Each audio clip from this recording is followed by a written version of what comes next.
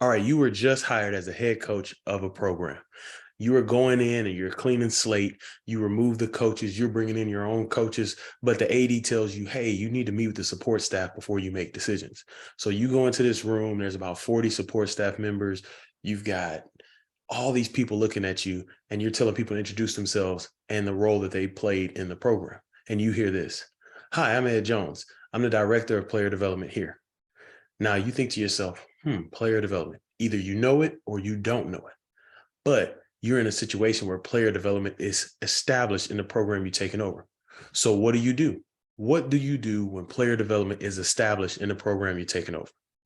Hello, my name is Ed Jones II. I'm the founder of Beyond the Field Player Development. This podcast is here to provide exposure to the player development field.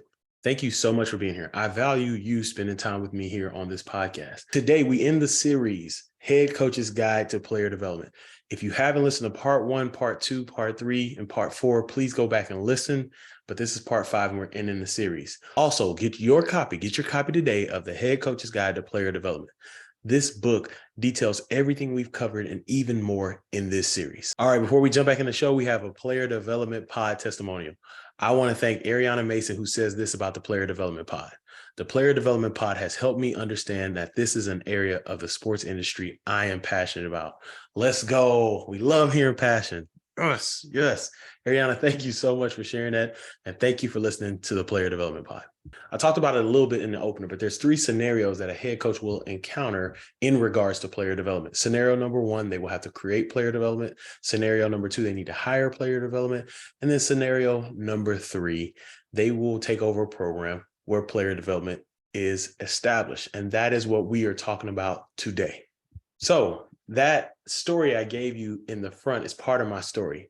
I was at a university and our head coach was let go and the new coach came in. They let go all the coaches. The difference in the story that I gave in the opener and the story that actually happened to me, or the reality that actually happened to me, is I didn't get a chance to talk to the head coach. There was no opportunity to say, hey, new coach, this is what I've done. This is how I can help your program. So if you're a head coach and you're taking over a program and you have a situation like that where player development's in place, you may ask, what's the best way to go about it? So number 1, I would say talk to the person in place. Please take time to talk to the person in place in player development. You may be surprised that there is loyalty to the coach that hired him, but there's a deeper loyalty to the players in the program. So you sit down with this, this person in the player development role and you say, hey, talk to me about your role, whatever it may be. Their main objective should be the player. So yes, this coach who hired me, I'm gonna miss him. This is, in most cases, it sucks what happened to him, but I'm here for the players. I've always been here for the players, and that was always my mindset in the role. Number 2, after you meet them, just be honest and let them know what you plan to do. Be honest and let them know what you plan to do. They have families as well. I've heard some coaches that say, hey, you all will stay on till, the second signing day in February, and then we'll make our decision. That's better than you having people around, not knowing what's going to happen next. If you don't plan to keep this person, let them know. You may say, hey, I'm going to keep you around to signing day so you can go through your contract. But if you could find something, find something.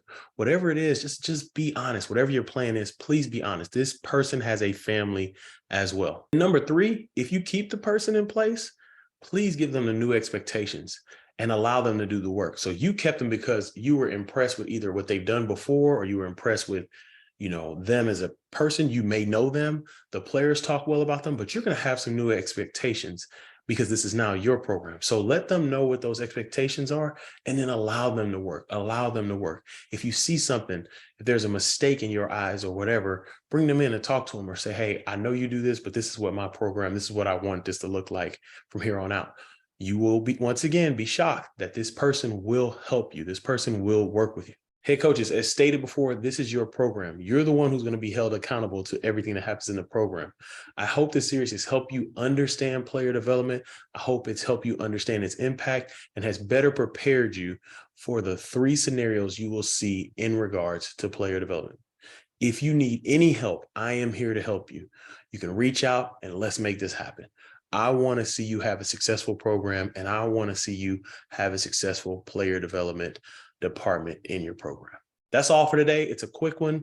And as stated earlier, the Head Coach's Guide to Player Development is out. It's in the show notes. Please get your copy today. I'm excited about a new series we're starting next week.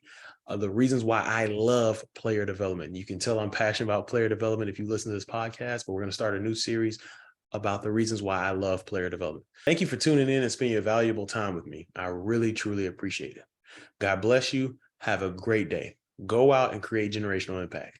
Don't wait. Create that generational impact today.